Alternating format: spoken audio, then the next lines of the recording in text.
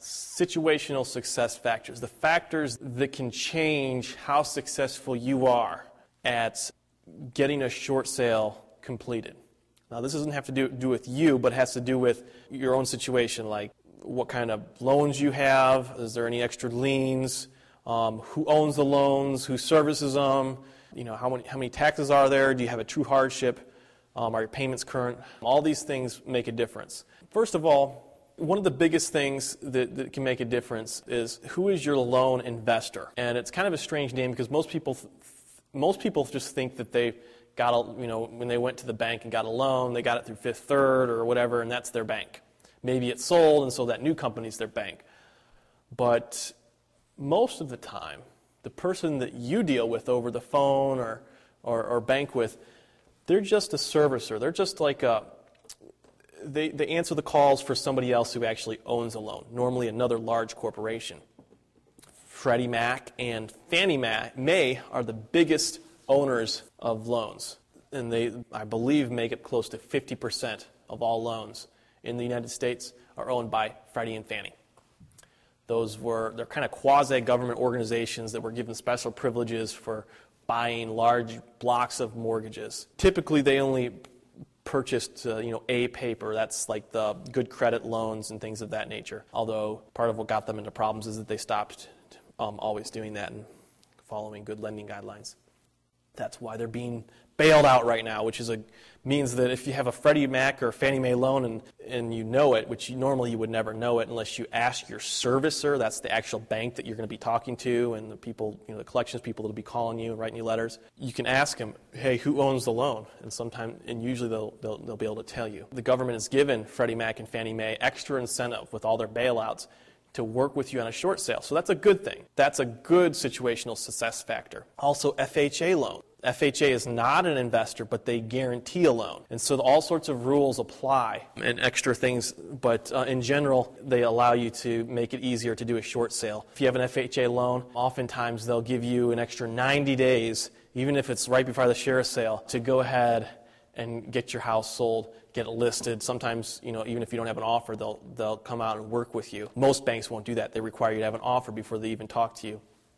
FHA loans, on the other hand, they have special requirements. They just have to work with you, and they generally will. Sometimes if you have PMI or MI, that stands for private mortgage insurance or just mortgage insurance. These are companies that have helped reduce the risk of the investors that purchased your loan. And typically you would only have PMI or MI if you had a loan that was for more than 80% of the value of your house when you purchased it.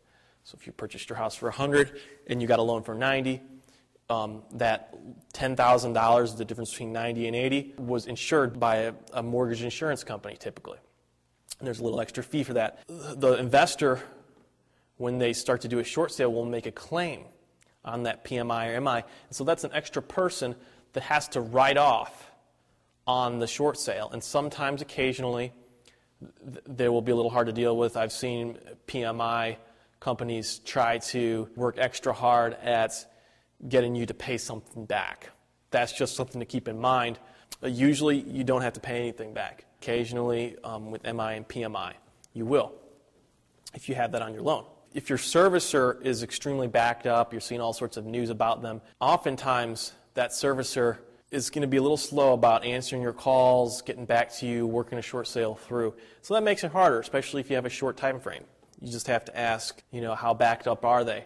And just work it through and understand the time frame and try to use some of the things that I talk about to extend your time and to use your time effectively. Other than, the servicer and the investor, the MI company who guarantees it, there's also the junior liens and the second mortgage that come into play big time. Do you have judgments? Did you take out a second mortgage or a line of credit against your house? These things, they do make it harder to do a short sale. There's something to take into consideration as you negotiate because it's one extra party that you have to negotiate. Do you have a true hardship is another question you need to ask yourself. If you're just walking away from your house and you could indefinitely make payments it may be asked, why don't you just continue to make the payments? Your bank's going to ask that question, and you're going to have to prove a true hardship. And if you can't prove it, if you can't show hard documentation for it, it's going to make it harder to do a short sale. If your payments are current, the same question is going to come up. Well, if you need so much help, why are your payments current?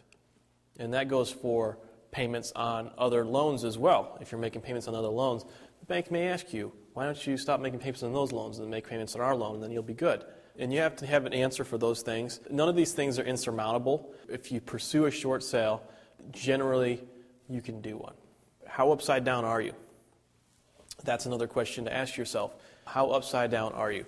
Because if you owe way too much, I'm talking like if your property has gone way down in value, as in like it's 30% of the original mortgage amount, that may make you so upside down that some lenders will not do a short sale no matter what.